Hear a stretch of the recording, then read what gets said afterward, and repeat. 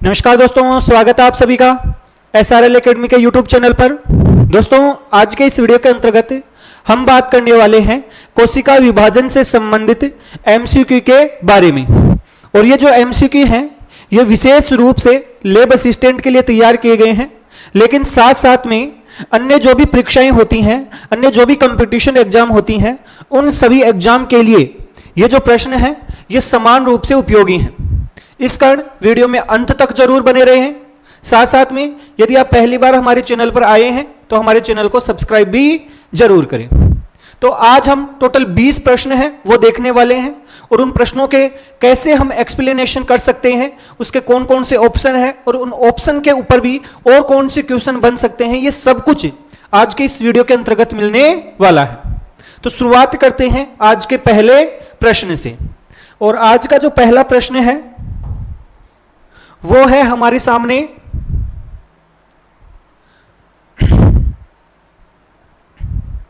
आज का पहला प्रश्न हमारे सामने है वो ये है कि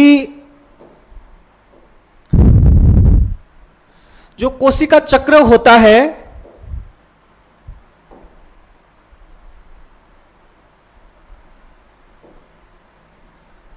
जो कोशिका चक्र है उसका सबसे लंबा चरण कौन सा होता है।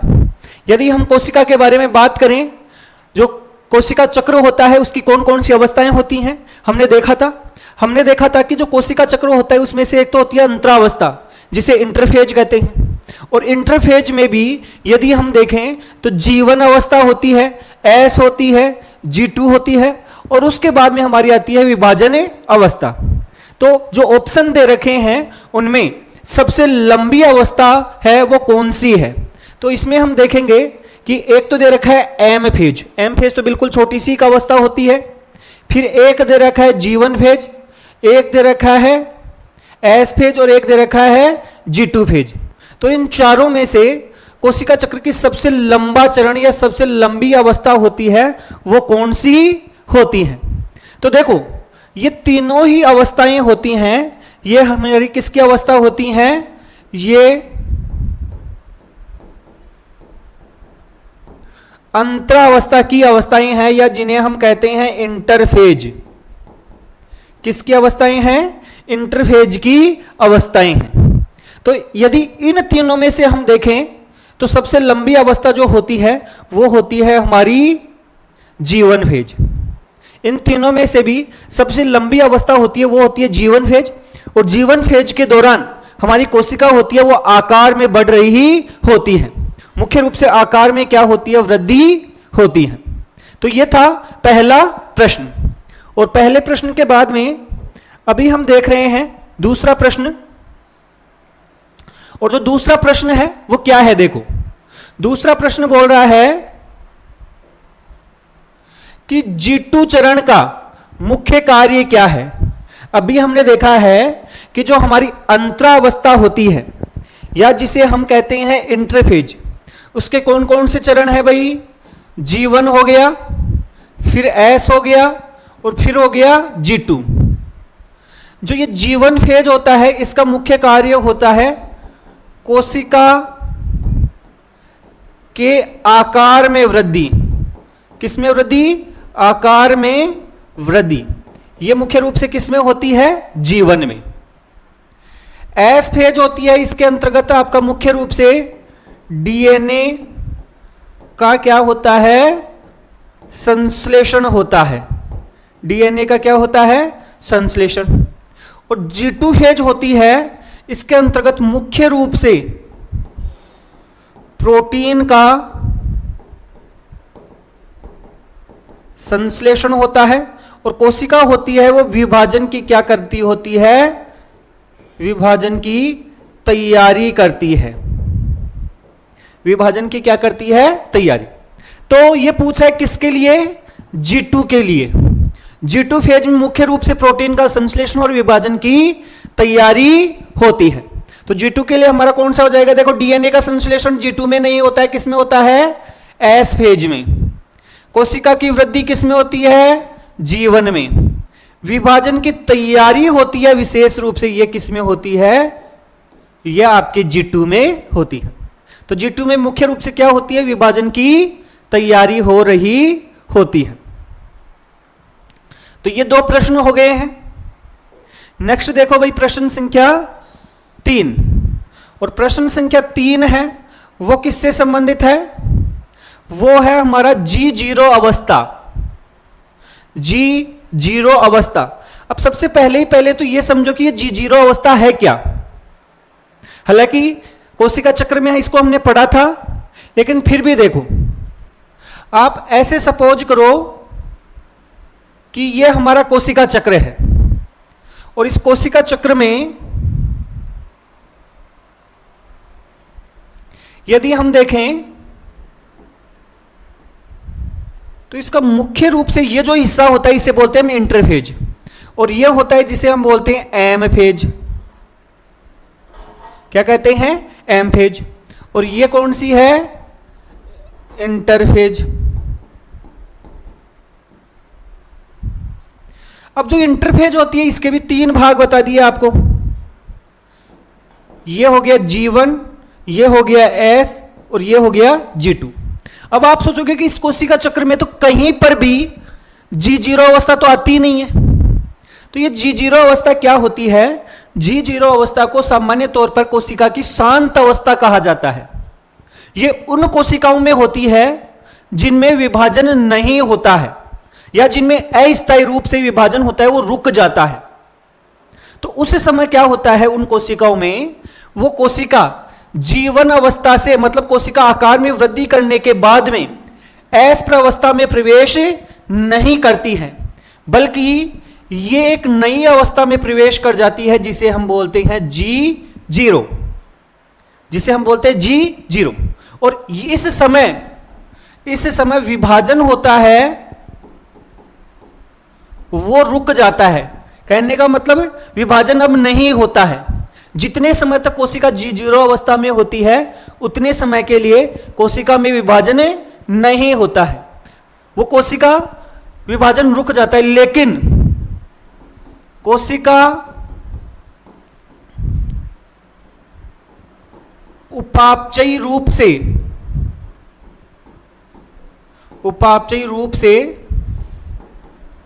क्या होती है, सक्रिय होती है। कोशिका उपापचयी रूप से क्या होती है, सक्रिय होती है। कौन सी अवस्था में, G0। इसका मतलब यह नहीं कि 0 अवस्था या शांत अवस्था का मतलब कोशिका में कोई काम ही नहीं हो रहा, काम सारे हो रहे हैं, केवल क्या नहीं हो रहा है, विभाजन नहीं हो रहा होता है। और जब भी इस कोशिका को वापस विभाजन करना होता है तो यह वापस कौन सी अवस्था में आ जाती है, G1, और G1 से फिर S, S से G2, और G2 से विभाजन करती है। तो इस प्रकार से ये चलता है। तो G0 अवस्था का मतलब क्या हो गया, कोशिका विभाजन रुक जाता है। भाई देखो, निष्क्रिय अवस्था होती है एक तरीके से। कोशिका विभाजन के हिसाब से यह अवस्था होती है, यह कैसी हो जाती है, निष्क्रिय अवस्था हो जाती है। इसे क्या कह दिया जाता है, निष्क्रिय अवस्था कहा जाता है, या शांत अवस्था इसे कहा जाता है। कौन सी अवस्था को, हम G0 अवस्था को कहते हैं। अब इसके बाद में बात करें, इसके बाद में यदि हम प्रश्न संख्या 4 के बारे में बात करें तो हमारा प्रश्न संख्या 4 है, इसमें क्या है देखो, समसूत्री विभाजन। कौन से विभाजन की बात हो रही है, समसूत्री विभाजन का परिणाम क्या होता है, समसूत्री विभाजन से होता क्या है। हमें पता है कि जब भी समसूत्री विभाजन होता है तो उससे जो भी संतति कोशिकाएं बनेंगी उसमें गुणसूत्रों की संख्या होगी, वो कैसी होगी, समान। मतलब जितने गुणसूत्र आपकी जनक कोशिका में होंगे उतने ही गुणसूत्र होंगे वो संतति कोशिका में होंगे। जैसे आप सपोज करो ये एक कोशिका है और ये इस कोशिका का क्या है, केंद्रक। इसमें गुणसूत्र है 46, क्योंकि ये किसकी कोशिका है, मानव कोशिका। किसकी कोशिका है भाई, मानव कोशिका।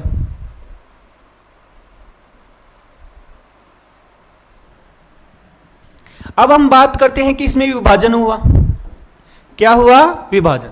और कौन सा विभाजन हुआ, समसूत्री विभाजन, समसूत्री विभाजन। अब आप सभी को पता है कि समसूत्री विभाजन जब भी होता है तो इससे जो दोनों संतति कोशिकाएं बनेंगी उसमें गुणसूत्रों की संख्या क्या रहेगी? समान। जितने गुणसूत्र पहले थे उतने ही गुणसूत्र अब रहेंगे, उतने ही गुणसूत्र क्या रहेंगे अब। तो मान लो पहले 46 गुणसूत्र थे तो अब भी कितने गुणसूत्र हैं? 46 ही गुणसूत्र हैं। इसे हम बोल रहे हैं जनक कोशिका।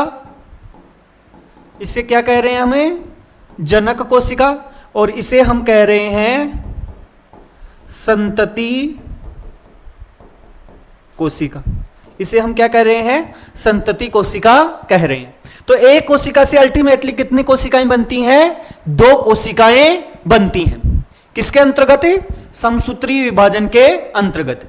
तो 4 कोशिकाएं थोड़ी बनती हैं, नहीं, 2 समान कोशिकाएं बनती हैं। दोनों कोशिकाएं अपनी जनक कोशिका के बिल्कुल क्या होती हैं? समान होती हैं।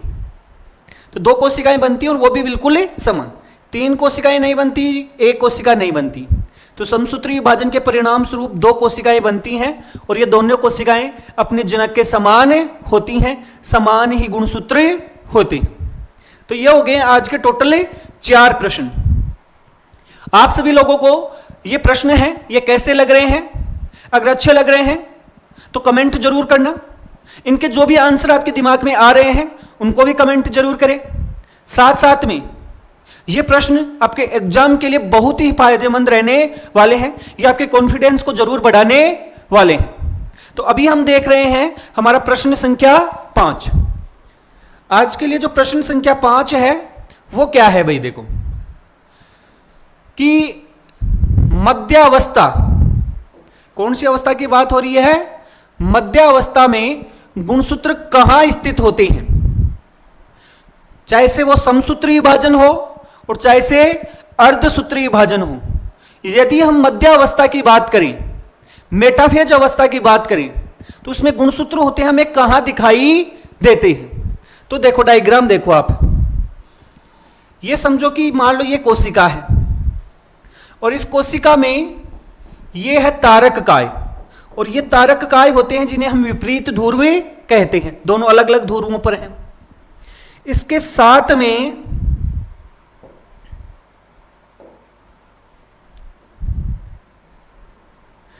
साथ में जो गुणसूत्र हैं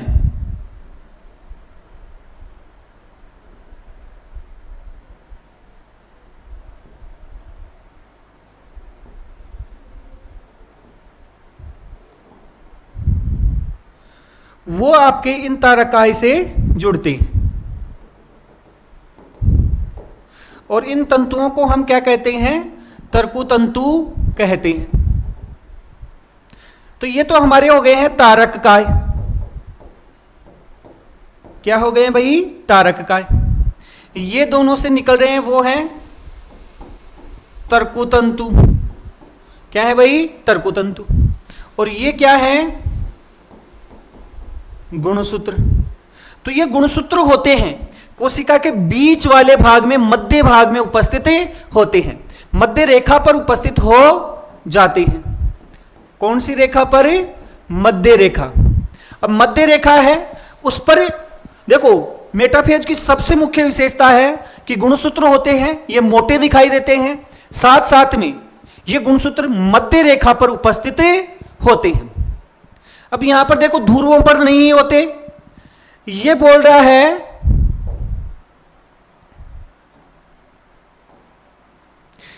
विश्वत रेखा पर। अब आप सोचोगे इसमें विश्वत रेखा कहां गई? विश्वत का मतलब हो गया बीच वाली रेखा। विश्वत का मतलब हो गया बीच वाली रेखा अर्थात मध्य रेखा। तो विश्वत रेखा पर या मध्य रेखा पर ये होते हैं, कोशिका द्रव्य में और नाभिक में नहीं। तो ये कौन सी रेखा पर होते हैं? विश्वत रेखा या मध्य रेखा पर जो गुणसूत्र होते हैं ये उपस्थित होते हैं। तो ये था हमारा 5वां प्रश्न। और अभी हम देख रहे हैं प्रश्न संख्या 6। आज का जो हमारा प्रश्न संख्या 6 है वो कौन सा है? देखो भाई, जो जंतु कोशिका है, जंतु कोशिका में कोशिका द्रव्य का जो विभाजन होता है वो कैसे होता है? कौन सी विधि के द्वारा होता है? कोशिका द्रव्य विभाजन होता है उसे कहा जाता है साइटोकाइनेसिस, और केंद्रक के विभाजन को कहा जाता है हमारा कैरियोकाइनेसिस। ये बोल रहा है कि जंतु कोशिका में ये कोशिका द्रव्य का विभाजन होगा कौन सी अवस्था के द्वारा, कौन सी प्रक्रिया के द्वारा होगा। तो देखो, ये मान लो कि एक जंतु कोशिका थी और विभाजन के समय ऐसी दिखाई दे रही है। इसमें ये दो केंद्रक बन गए हैं विभाजन के अंत में, ये आपको तारा केंद्र दिख ही रहे होंगे, और बाकी सारी संरचनाएं भी होती हैं। ये होती है हमारी कोशिका झिल्ली। क्या होती है भाई? कोशिका झिल्ली। तो जब इस कोशिका द्रव्य का विभाजन हो रहा होता है उस समय हमारी जो ये कोशिका झिल्ली होती है इसमें क्या बन जाती है? खांच बने जाती है। क्या बन जाती है भाई? खांच। खांच का मतलब ये अंदर की तरफ दबने लगी जाती है।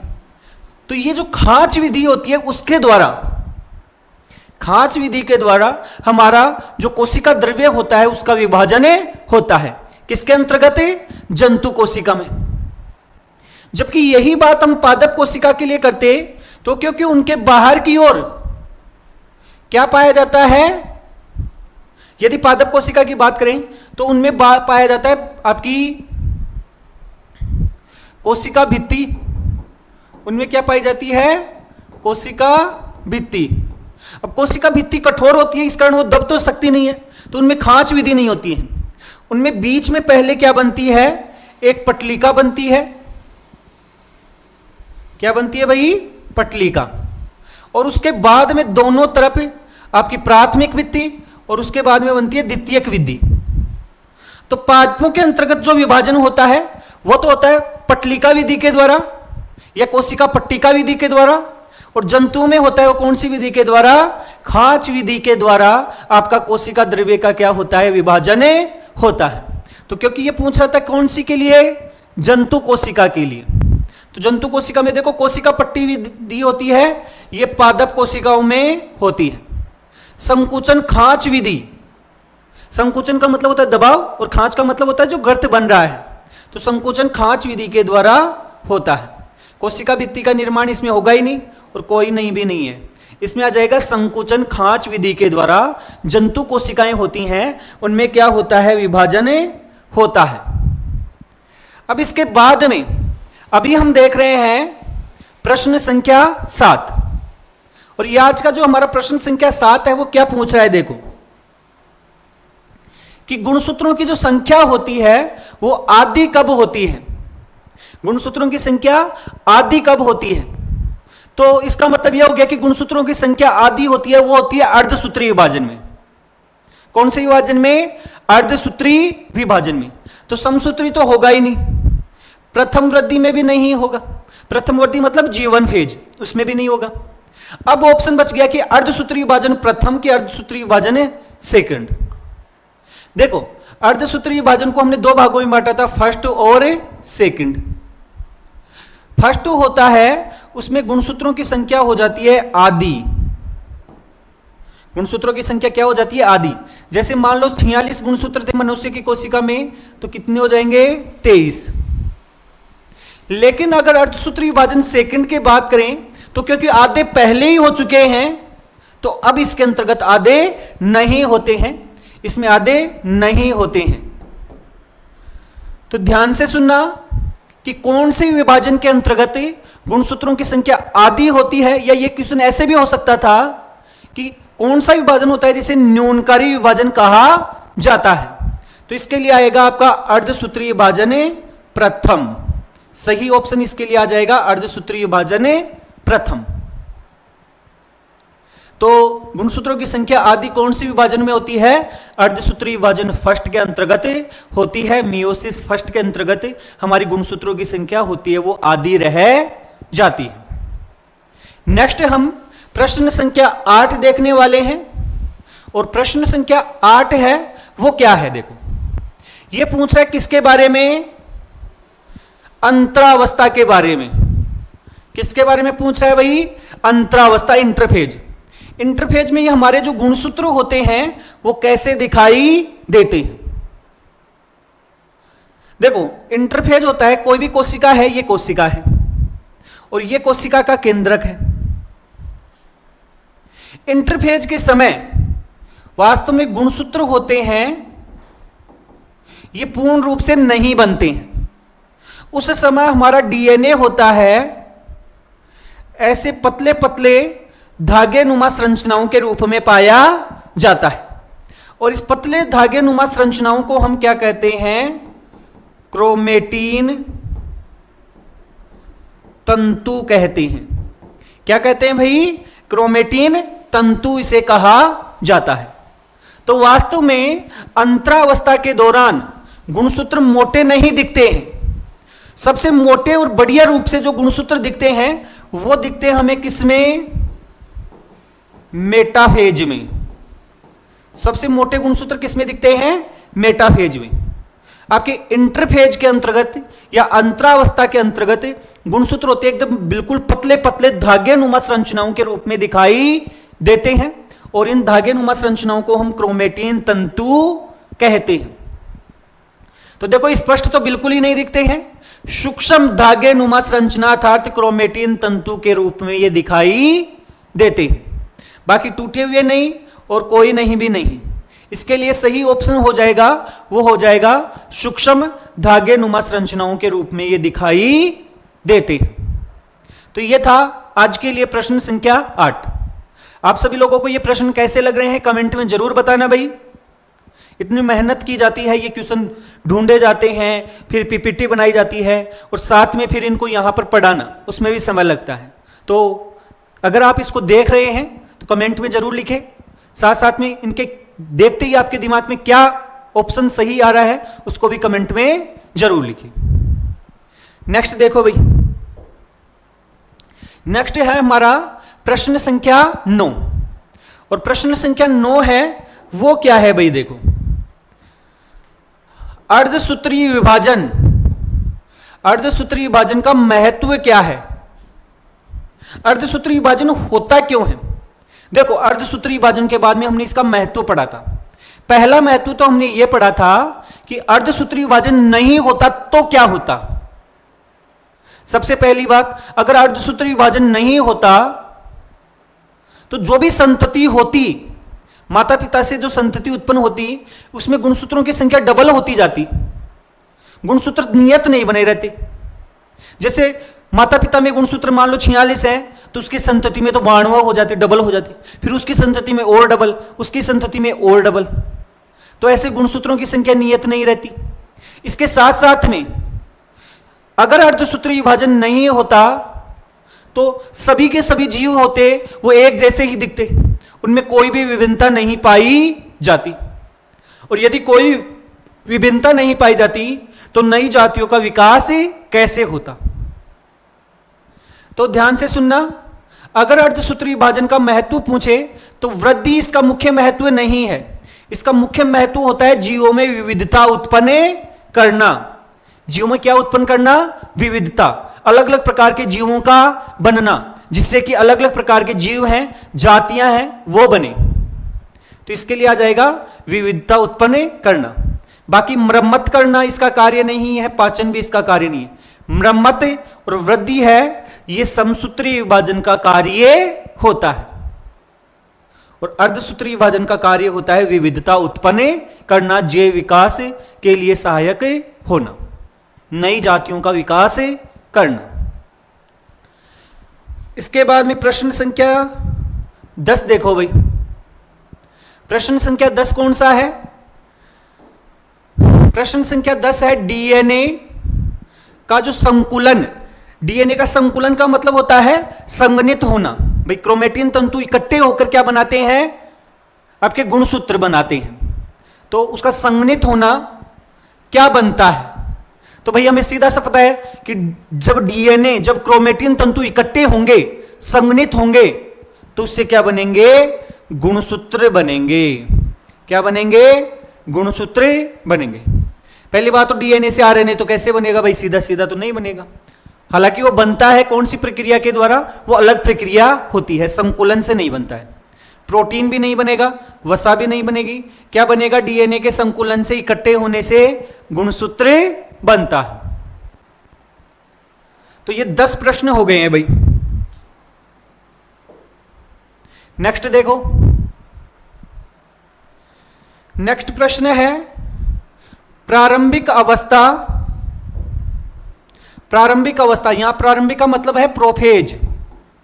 कौन सी अवस्था है? प्रोफेज अवस्था। प्रारंभिक अवस्था में नाभिक की जो झिल्ली होती है उसमें क्या बदलाव आता है? देखो, यदि हम प्रोफेज देखें, चाहे से हम समसूत्री विभाजन की देखें, चाहे से हमें अर्धसूत्री विभाजन की देखें, प्रोफेज के दौरान जो कोशिका झिल्ली होती है वो उस केंद्रक के अंदर, सॉरी कोशिका झिल्ली नहीं, केंद्रक झिल्ली होती है वो, केंद्रक के अंतर्गत उपस्थित केंद्रिका होती है वो, और अन्य कोशिकांग होते हैं, ये क्या होने लगते हैं? विलुप्त होने लगते हैं। इसका मतलब है जो आपकी नाभिक की झिल्ली होती है वो क्या होने लगती है? टूटने लगती है, विलुप्त होने लगती है। तो प्रोफेज फर्स्ट में क्या होता है? नाभिक की झिल्ली बनती नहीं है बल्कि टूटती है, विलुप्त होती है, टूटती है, सही बात है। स्थिर नहीं रहती है, मोटी भी नहीं होती है, बल्कि टूटने लग जाती है, या इसे हम बोल सकते हैं विलुप्त होने लगती है। क्या होने लगती है? विलुप्त होने लगती है। किसके लिए बोल रहा है? प्रोफेज के लिए।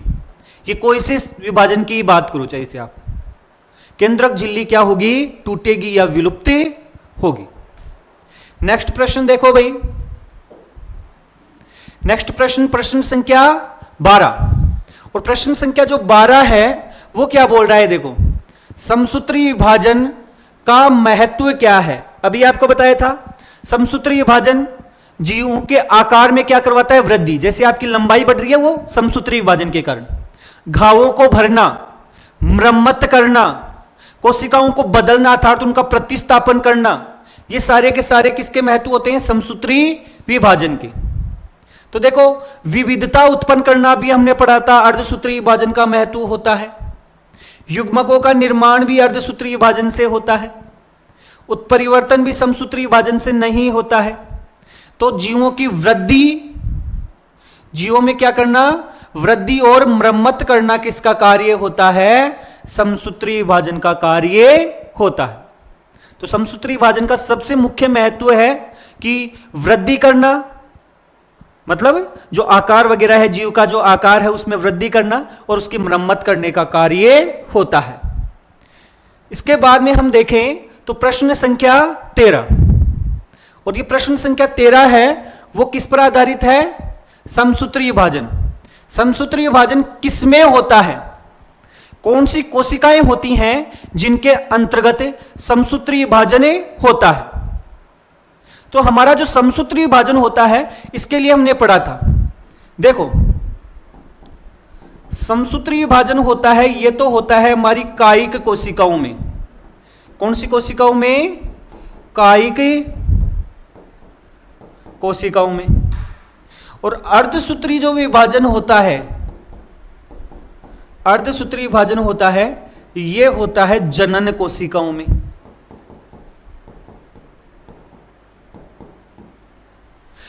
समसूत्री विभाजन से जो कोशिकाएं बनती हैं ये जनक कोशिका के क्या होती हैं? समान। और यहां पर जो कोशिकाएं बनती हैं उन्हें हम कहते हैं युग्मक, जो कि कैसी होती हैं? अगुणित होती हैं। तो ये पूछ रहा है क्योंकि समसूत्री विभाजन किस में होता है? युग्मक में नहीं होता है भाई। देह कोशिकाएं या कायिक कोशिकाओं के अंतर्गत हमारा समसूत्री विभाजन होता है। समसूत्री विभाजन किस में होता है? देह कोशिकाएं या कायिक कोशिकाओं के अंतर्गत होता है। बीजाणु में नहीं, केवल पौधों में नहीं। किस में होता है भाई? कायिक कोशिकाओं में होता है, चाहे से वो जंतुओं के लिए बात कर लो और चाहे से पादपों के लिए बात कर लो। नेक्स्ट है प्रश्न संख्या 14। प्रश्न संख्या जो 14 है वो क्या है? ये बोल रहा है कि अर्धसूत्री विभाजन होता है। अर्धसूत्री विभाजन प्रथम अर्थात अर्धसूत्री विभाजन फर्स्ट होता है। इसमें क्या घटित होता है? क्या होता है सूत्री विभाजन फर्स्ट में? सहगुणसूत्र होते हैं वो अलग होते हैं। समजात गुणसूत्र होते हैं वो अलग होते हैं। कौन से गुणसूत्र अलग हो जाते हैं? समजात गुणसूत्र अलग हो जाते हैं। भाई समजात गुणसूत्र अलग होते हैं और जो गुणसूत्रों की संख्या होती है वो आधी हो जाती है, जिससे युग्मकों का निर्माण होता है। तो यहां पर आ जाएंगे समजात गुणसूत्र होते हैं वो क्या हो जाते हैं? अलग हो जाते हैं। किसके लिए बात हो रही है? अर्धसूत्रीय विभाजन के लिए। नेक्स्ट प्रश्न देखो भाई, प्रश्न संख्या 15। और प्रश्न संख्या 15 है वो क्या बोल रहा है कि जो कियाज्मा या जिसे हम बोलते हैं काइजमेटा, क्या बोलते हैं? काइजमेटा किसका संकेत होता है? ये काइजमेटा कब बनता है? कौन सी घटना के दौरान बनता है? तो हमने पढ़ा था कि जब समजात गुणसूत्र होते हैं उनकी भुजाएं एक दूसरे के ऊपर आती हैं, तो जहां पर वो मिलती हैं वहां पर एक्स आकार की संरचना बनती है, जिसे हम बोलते हैं काइजमेटा। और ये घटना होती है, ये किस समय होती है? ये क्रॉसिंग ओवर के दौरान होती है, या इस घटना को क्रॉसिंग ओवर कहा जाता है। तो काइजमेटा किसका संकेत है? क्रॉसिंग ओवर का संकेत होता है। और ये क्रॉसिंग ओवर कब होता है? देखो अर्धसूत्रीय विभाजन में होता है, ये तो हमें पता है। किस में? अर्धसूत्रीय विभाजन फर्स्ट में। अर्धसूत्रीय विभाजन फर्स्ट होता है, उसकी एक अवस्था होती है जिसे बोलते हैं प्रोफेज फर्स्ट। और प्रोफेज फर्स्ट की भी एक उपावस्था होती है जिसे बोलते हैं पेकाइटिन। तो पेकाइटिन उपावस्था के अंतर्गत आपकी कौन सी घटना होती है? क्रॉसिंग ओवर की घटना होती है। कौन सी घटना होती है भाई? क्रॉसिंग ओवर की घटना होती है, और जिसके फलस्वरूप जीन विनिमय होता है। तो इसमें आ जाएगा काइजमेटा किसका संकेत है? क्रॉसिंग ओवर का संकेत होता है। नेक्स्ट देखो भाई प्रश्न संख्या 16। ये एक थोड़ा सा ट्रिकी क्वेश्चन है और ऐसे प्रश्न एग्जामों में पूछे जाते हैं, और ये प्रश्न थोड़ा सा आपको देखना है। क्या देखना है? देखो प्रोफेज फर्स्ट, भाई अर्धसूत्रीय विभाजन की एक अवस्था होती है प्रोफेज फर्स्ट, और उसके अंतर्गत टोटल 5 उपावस्थाएं होती हैं। कितनी होती हैं? 5 उपावस्थाएं होती हैं। तो प्रोफेज फर्स्ट की उपावस्थाओं में सही क्रम व्यवस्थित कीजिए। इसकी जो 5 अवस्थाएं हैं या उपावस्थाएं हैं उसका क्रम कौन सा है? तो इसके लिए हमने एक ट्रिक भी पढ़ी थी। इसके लिए हमने क्या पढ़ी थी? एक ट्रिक। और क्या पढ़ी थी ट्रिक? लता जरा पानी दे दे, लता जरा पानी दे दे। अर्थात लेप्टोटीन, जाइगोटीन, पेकाइटीन, डिप्लोटीन और डाइकाइनेसिस, ये 5 उपावस्थाएं होती हैं और इनका ये क्रम होता है। तो सबसे पहले आएगी लेप्टोटीन। तो जाइगोटीन वाला तो होगा नहीं, पेकाइटीन वाला भी नहीं होगा, तो ये दोनों तो हट गए। जाइगोटीन के बाद में पेकाइटीन नहीं आएगा, तो ये भी हट गया। अब हमारा कौन सा बचा है? सॉरी, ये यहां पर देखो लेप्टोटीन, फिर इसके बाद में आ जाएगा जाइगोटीन, भाई लेप्टोटीन, जाइगोटीन, फिर पेकाइटीन, फिर डिप्लोटीन और फिर डाइकाइनेसिस। तो इसके लिए सही क्रम कौन सा हो जाएगा? हमारा ऑप्शन बी। प्रोफेज फर्स्ट की जो 5 उपावस्थाएं होती हैं उनका सही क्रम क्या होगा? लेप्टोटीन, जाइगोटीन, पेकाइटीन, डिप्लोटीन और फिर डाइकाइनेसिस, ये 5 उपावस्थाएं होती हैं। नेक्स्ट देखो भाई, नेक्स्ट है प्रश्न संख्या 17। और प्रश्न संख्या 17 है, यह हमारा कथन और कारण पर आधारित प्रश्न है। किस पर आधारित है? कथन और कारण पर आधारित प्रश्न। और यह जो प्रश्न है इसमें क्या बोल रहा है? देखो लेप्टोटीन अवस्था होती है। कौन सी अवस्था? लेप्टोटीन। लेप्टोटीन अवस्था में गुणसूत्र होते हैं, ये पतले धागे नुमा संरचनाओं के रूप में दिखाई देते हैं। क्या यह बात सही है क्या? देखो लेप्टोटीन अभी हमने पढ़ा है किसकी अवस्था होती है? प्रोफेज फर्स्ट की। और प्रोफेज फर्स्ट की भी सबसे पहली अवस्था। इस समय गुणसूत्र है वो पतले तंतुओं के रूप में ही होते हैं। तो इसका मतलब यह बात बिल्कुल सही है। कारण क्या है कि इस अवस्था में गुणसूत्रों का संकुचन प्रारंभ होता है, शुरुआत होती है। अगर संकुचन हो चुका होता तब तो ये मोटे हो जाते, अभी इनकी शुरुआत हुई है, इस कारण ये कैसे होते हैं, पतले होते हैं। तो ये भी इस बात सही है। इसका मतलब कथन भी सही है, कारण भी सही है, और कारण है वो कथन की सही व्याख्या कर रहा है। तो कथन और कारण दोनों सही हैं और कारण कथन की सही व्याख्या करता है। दोनों सही हैं लेकिन कारण सही व्याख्या नहीं करता, ये गलत, ये भी गलत और ये भी गलत। इसके लिए सही ऑप्शन हो जाएगा, वो हो जाएगा ऑप्शन ए, कि दोनों सही हैं और कारण है वो कथन की सही व्याख्या कर रहा है। तो ये हो गए टोटल 17 प्रश्न। और अभी हम देखने वाले हैं प्रश्न संख्या 18। अभी हम देखने वाले हैं प्रश्न संख्या 18। और प्रश्न संख्या 18 होता है, वो क्या बोल रहा है कि अर्धसूत्रीय विभाजन के बाद में कोशिका होती है वो कैसी हो जाती है। हमें सिंपल सा क्वेश्चन है, अर्धसूत्रीय विभाजन के बाद में क्या होता है। देखो, पहले कोशिका होती है द्विगुणित, और जैसे ही इसमें गुणसूत्र होंगे आधे, अर्थात ये हो जाएगी n, अर्थात अगुणित। तो अर्धसूत्रीय विभाजन के बाद में कोई भी कोशिका होती है वो अगुणित हो जाती है, तो द्विगुणित नहीं रहती है। कैसी, एक गुणित या अगुणित हो जाती है। त्रिगुणित तो होगी नहीं, चतुर्गुणित भी नहीं होगी, कैसी होगी, अगुणित या एक गुणित होगी। तो अर्धसूत्रीय विभाजन से ये होगा। नेक्स्ट प्रश्न संख्या 19। और प्रश्न संख्या जो 19 है वो क्या है, देखो कि गुणसूत्र का निर्माण किससे होता है, गुणसूत्र कैसे बनता है। हालांकि ये हमने कोशिका वाले चैप्टर में पढ़ा था कि गुणसूत्र होते हैं वो आपके DNA plus histone protein plus non histone protein से मिलकर बनते हैं। इन तीनों के मिलने से क्या बनते हैं, गुणसूत्र बनते हैं। कहने का मतलब डीएनए और प्रोटीन से मिलकर आपके क्या बने होते हैं, गुणसूत्र बने होते हैं। तो गुणसूत्र का निर्माण किससे होगा, डीएनए और प्रोटीन से। सही ऑप्शन क्या हो जाएगा इसका, डीएनए और प्रोटीन से मिलकर आपके गुणसूत्र होते हैं वो बनते हैं। केवल डीएनए से नहीं भाई, केवल प्रोटीन से भी नहीं बनते हैं, वसात से तो बनने का सवाल ही नहीं है। तो गुणसूत्र होते हैं वो किससे बनते हैं, डीएनए प्लस प्रोटीन दोनों एक साथ जुड़ती हैं तो उससे क्या बनते हैं, हमारे गुणसूत्र बनते हैं। नेक्स्ट 20वां प्रश्न और आज का अंतिम प्रश्न क्या है भाई, देखो विभाजन तंतु का मुख्य कार्य क्या है। विभाजन तंतु आप समझ रहे होंगे, जिसे हम बोलते हैं तर्कु तंतु।